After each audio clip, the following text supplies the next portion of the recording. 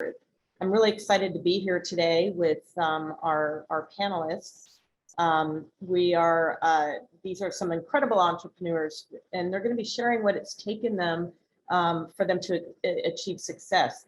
This will be an open discussion between you and our panelists and each other. I think it's going to be a really dynamic and exciting session.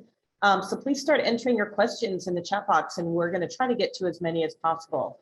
But before we go, let's get introduced to the panelists here. So Zach, I'll start with you. Hi, everyone. I'm Zach Shelby. I'm the co-founder and CEO of Edge Impulse, three-time startup founder, angel investor, and always really happy to help support everybody who has startup entrepreneurial ideas. So thanks for having me. Great, thank you. And then Chris Harrison. Hi, Chris Harrison here. I'm co-founder and CTO of Qeexo, and we spun out at Carnegie Mellon University a few years ago. We specialize in tiny machine learning, especially as it relates to smart environment sensing and interaction techniques on mobile devices. Great, and Fabio. Hello, everyone. My name is Fabio Violante. I'm the CEO of Arduino, and prior to joining Arduino, I was an entrepreneur myself with a startup in the software world, enterprise software, and then in the corporate world as CTO for BMC software. Christopher. I'm Chris. I'm the CFO at Ultraleap.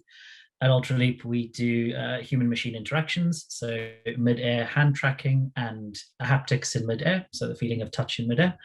My background is venture, so I was a partner in a VC. I worked in venture for 10 years. Fantastic. And Yodit. I run OpenSensors. We have been around for just over 6 years now. We enable focus on the built environments, enabling our customers to really understand and optimize their buildings. My background is data, so I've been a developer for more than 20 years, running more back-end systems and machine learning systems. Great. Well, welcome all. I'm so happy to be here with all of you today. So let's get going. So Yodit, I'm going to start with you. Pretty basic question, but kind of big, is how did you know you had the right idea for when you were, thinking about starting your own company? And I guess OpenSensors was much more of a passion project. It didn't actually start as a company. I got into IoT around more understanding kind of environments, environmental factors, air quality, and so forth. It started as a community project, more or less. So that it started from enthusiasm and then went into, I suppose, more consulting mode, where we were doing a lot of projects for companies. And then we started seeing patterns where I don't come from a real estate background, but kind of many people from building management saying, if you could just provide me this, I would. That would be really useful. So we got pulled into it. And for me, I think that was the best way because there was no ego involved.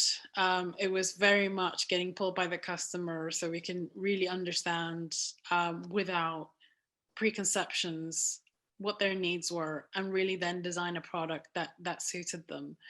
So there was no eureka moment. It was a day-to-day, and then at some point, kind of 3 years into, we had a functioning product, and people were buying a consistent thing going forward. That's awesome. So it's kind of like an organic evolution to the birth of your business, which is great because you're like boots on the ground and you really were seeing these use cases firsthand, and you're like, I can solve these problems. That's fantastic. Does anybody else have any comments around, some of the ideas that with the genesis of their companies? Chris? Yeah, I can comment quickly. I would say what we started to do is build our own solutions built off our machine learning technology. And it's one of those things that when you show people and they want it right away, it's an easy sell, right?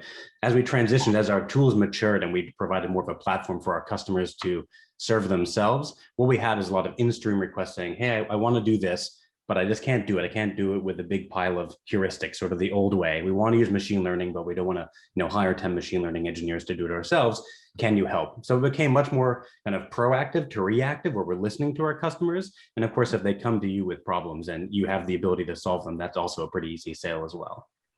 It is. And then the trick is like, what's next? You have the initial sort of like use case, and then how do you grow and expand? And that's all the, Normally when you solve a problem for them, they're happy to come back with more things they can't solve. So we More have a lot of problems. repeat customers. Yeah, they're like, well, that only took 3 weeks. Okay, well, here's 5 more things. And, you can grow that organically, that relationship. Yeah, fantastic. Okay, let's move to another question that I think is probably burning on everybody's mind, which is, around funding and challenges with funding and how you go about doing that. Let's, Christopher, what are your comments on that? You have an interesting background, so I'd love to hear what tips you can provide people as far as like what to do and maybe what not to do when trying to approach VCs or people with money. I would probably tip number one is test your theory with friendly faces early doors, because you're going to change your pitch day in day out over a period of time. So get that early feedback as much as you possibly can, because you need to have a very sort of simple and distilled high level pitch, but then with all the sort of the data and the to back it up. And so you've got to appreciate where you are in that funding journey, so that you can position yourselves to the investors that you are the best bang for the buck, or you give them the best risk reward for that level of and maturity of company. So try, test it with friends, family, whoever it is, anybody who's got that investment experience, and use those early testings to refine that pitch. That's you'll get huge benefit from that.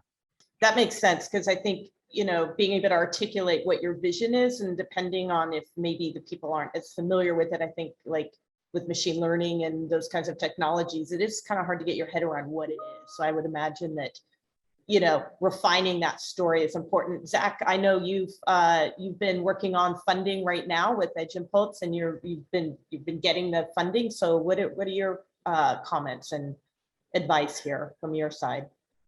Well, first I'd remind everyone that not every startup is meant for venture capital, right? Don't feel like you've got to jump into venture capital because everyone else is, right?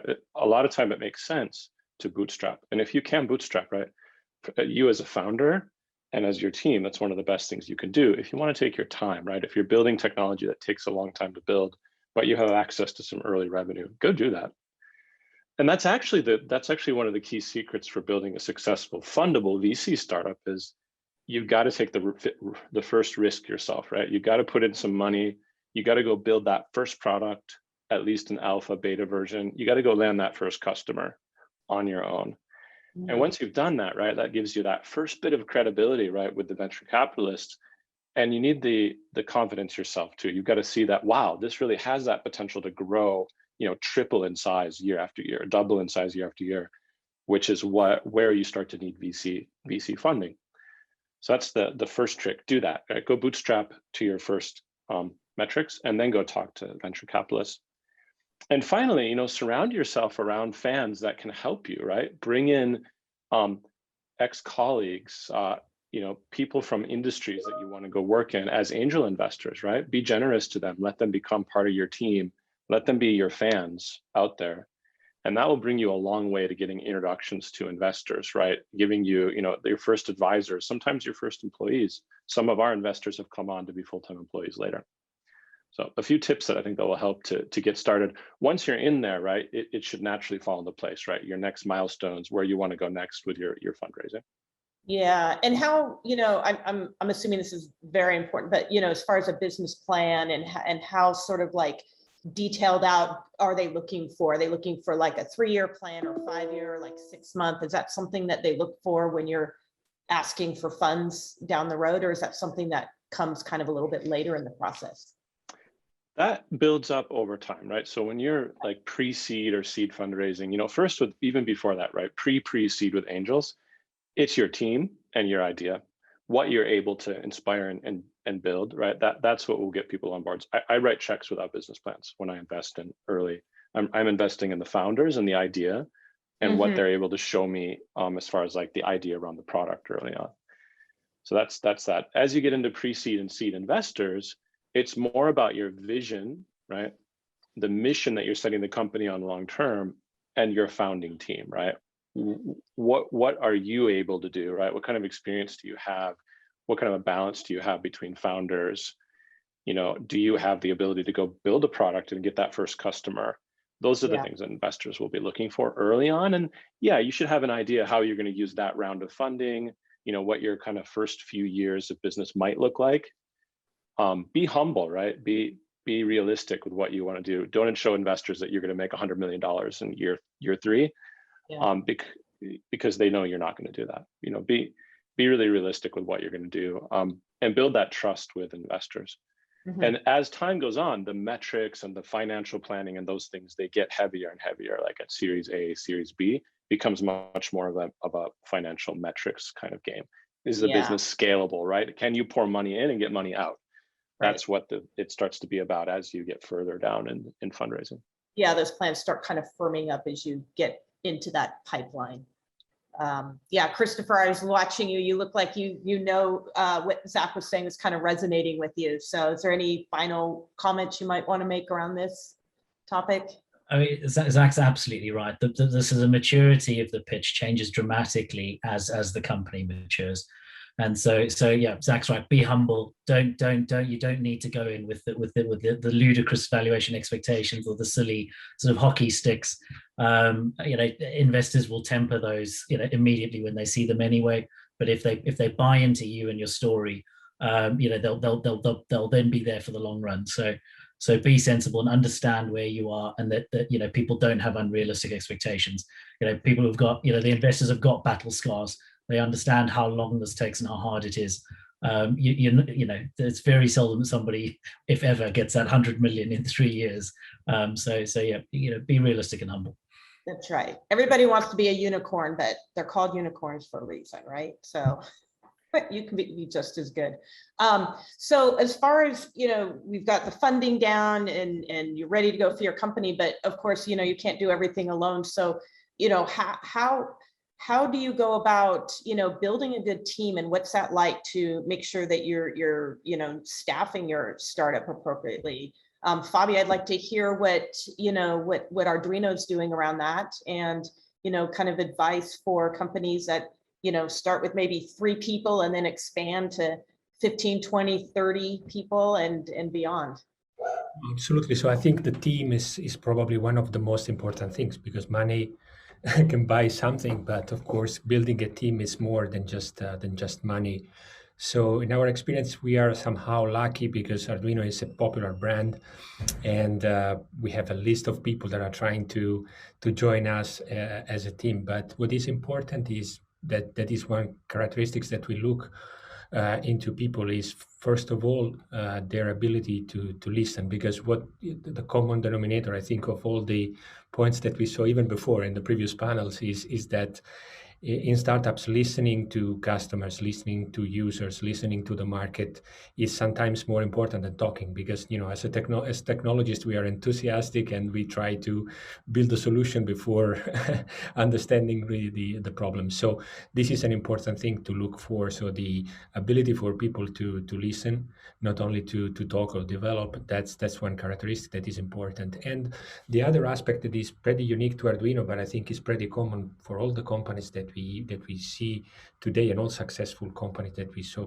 before, is the ability to take complex technology and to make it accessible to a vast majority of people, because you don't have to be a PhD. So I own a PhD from an engineering school in Italy, but the biggest success that we have seen are from people that had this ability to make complex problems simple to understand and distill, you know, the simplicity. So take care of the design of stuff, take care of the users, have maniacal focus on the details, sometimes very important. So those are the characteristics that we look at. And of course, you need the genuine talent. That is very important. So there is a skill shortage that we cannot ignore right now. So it's more complex for all the startups, but it's very, very important, to convey the message and the purpose of the company also. When hiring, it's more important than even money in some cases. Yeah, definitely. And in the competition that startups have with some of the bigger companies that clearly can, offer a lot to some of these resources, that sometimes vision and the, kind of like what the company is working towards sometimes is more important than sort of like the money. Yeah, absolutely. The values that you are trying to convey, what is your purpose, what is the impact. So I'm lucky because Arduino sort of created a market, created a big ecosystem for open source hardware and software, so enabling also lots of startups. So, but in general, this kind of maniacal focus also on communicating the values is very, very important. Yeah. Yoda, do you have anything to add to that as far as, building your team, especially since, your company kind of grew organically and you've been expanding from what I understand. So what would you like to add to that?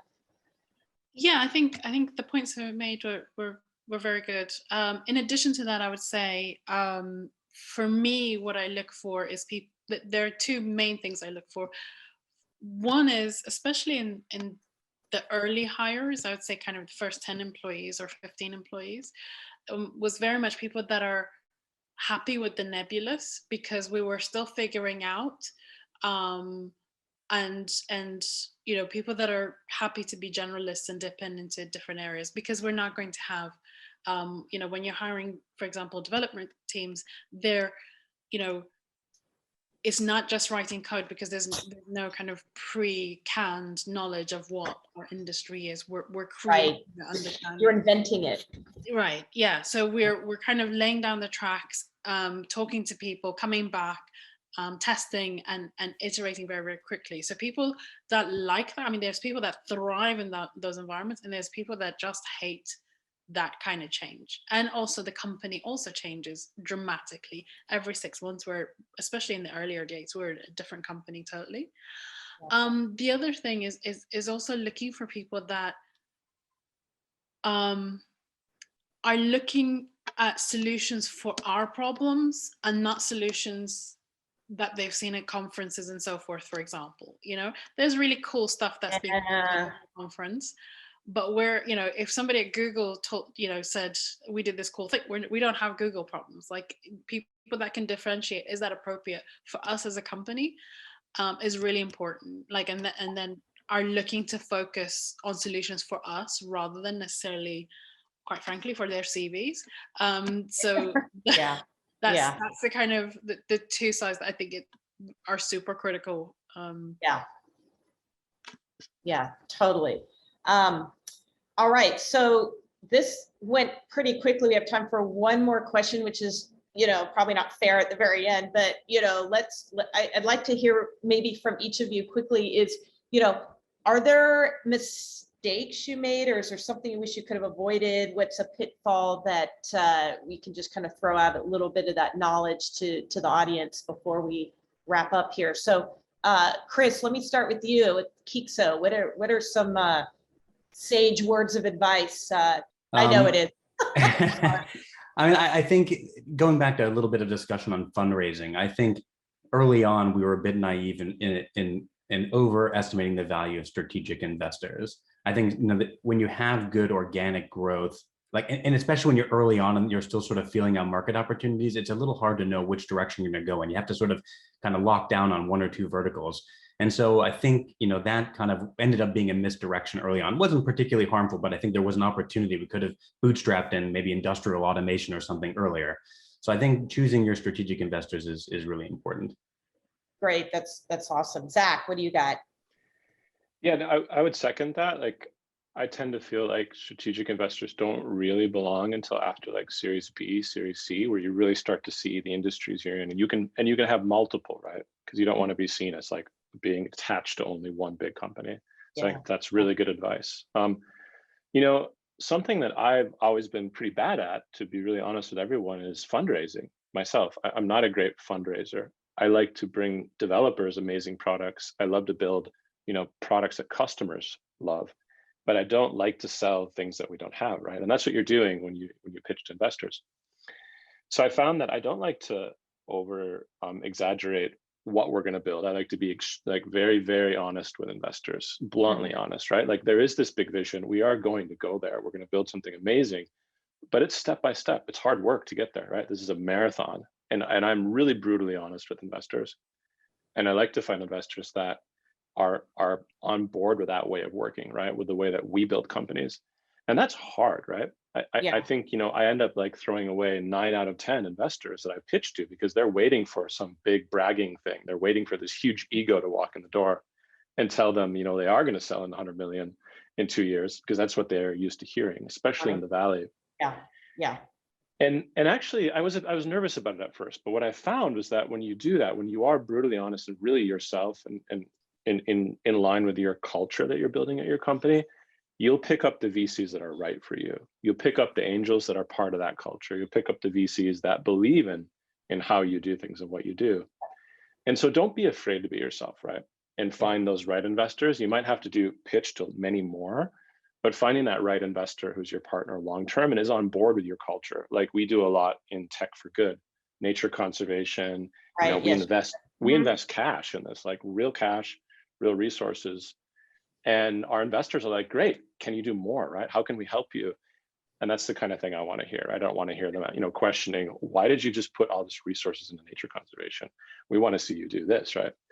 So that's really important. Expectations, setting appropriate expectations sounds like that's very key. Fabio, any pitfalls that you wish you could have avoided, or Arduino that you can add from your perspective?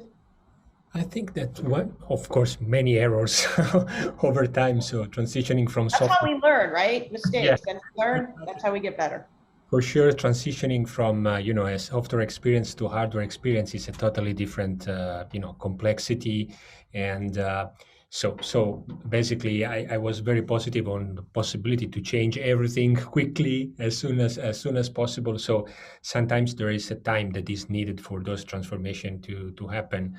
And so basically, one of the key things is that, especially in a situation like ours, so a startup that is continuously a startup and needs to innovate, is very important to perform a transformation also of the people over time, and try to gradually guide people to move from a model, making money with open source platform is not as easy as people can imagine. So doing a gradual transformation of the company culture is very important. So I sort of try to push too much and go too quick, but we have millions of users in the community. We have all the employees. So making this change probably needed more time. Now I'm really happy, but it took me a lot of rethinking on a lot of things, including communication. Yeah, could have been less painful, it sounds like. But next time you do an evolution, it'll be smooth. Exactly. Let's Christopher, I'd love to hear from you, and then Yodit, and then we can wrap up and let everybody move on to the next session. So what mine's probably a simple one, but important, which is just be sort of almost religious in your focus on market alignment, especially if you've got a user interface or a platform technology. Companies, I've seen in many companies, they'll morph into sort of believing their own hype and not necessarily focusing on what the market wants. At times, they often bring it back, but lots of expensive time can be wasted by not keeping that constant focus on market need. Just keep one eye on the market the entire time. Eye on the prize, right? Stay focused, which is easy to get distracted in our industry, especially with all the new developments with AI and ML. It's like very exciting. So Yodit, I'll let you wrap it up with your words of advice for mistakes you wish you could have avoided and will next time. Yes, so and just extending, I suppose, Christopher's point of avoiding premature optimization, I'd say, and premature kind of trying to think of scaling. You might want to be Arduino, and that might be your kind of the company that you aspire to be. But if you have 10 people, 10 users in front of you, or customers, be great with those people. Don't build tooling for millions of customers that you don't have.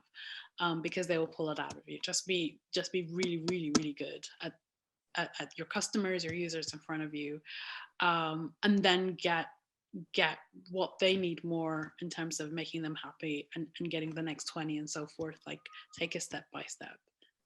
I am so sad we're out of time because I could just sit here and chat with you guys probably for like another 2 hours. So thank you so much for your time.